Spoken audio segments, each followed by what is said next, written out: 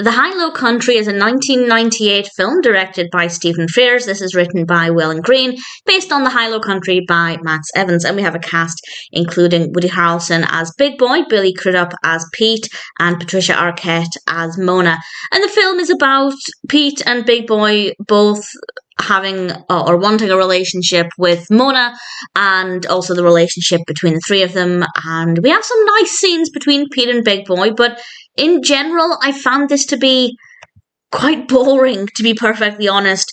I liked the characters, and I liked the performances.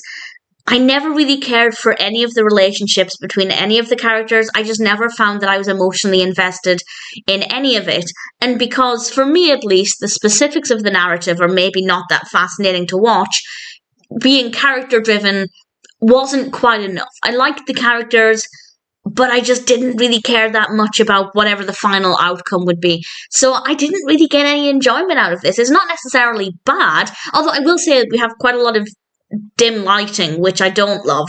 But that aside, there's nothing about it that I can point to as being particularly bad. The performances are very good. I do think the characters are well written. They're just maybe not the most interesting all of the time. So for me, it wasn't great. It could have worked, but I feel like something was missing. I feel like we needed something else in the narrative, or maybe something happening. Well, I was going to say something happening with the characters. There are a few things that happen that are quite interesting, but to get to that point, and in between those several few points, that doesn't make any sense. In between those few points, there are moments of fluff and padding, and it just felt really slow. So yes, there are some good moments. There are a few things that happen that I won't go into detail about that I didn't expect, and those elements were interesting. But the narrative as a whole it didn't speak to me. I didn't really get anything out of it. And as I said, the characters are interesting enough, but not enough to carry the film when the narrative isn't that interesting. Performances, absolutely fine. The dialogue's not too bad, but again, not the most interesting. Visually, the dim lighting aside, we have some beautiful outdoor scenes. It's filmed in New Mexico, according to IMDb.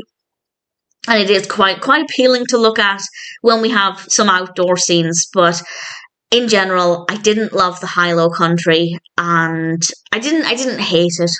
I can't say I absolutely hated it either. It's not great, but if it appeals to you for whatever reason, I watched it because Woody Harrelson's in it, then I'd say, sure, give it a go. You might enjoy bits of it, but for me, it just wasn't quite good enough.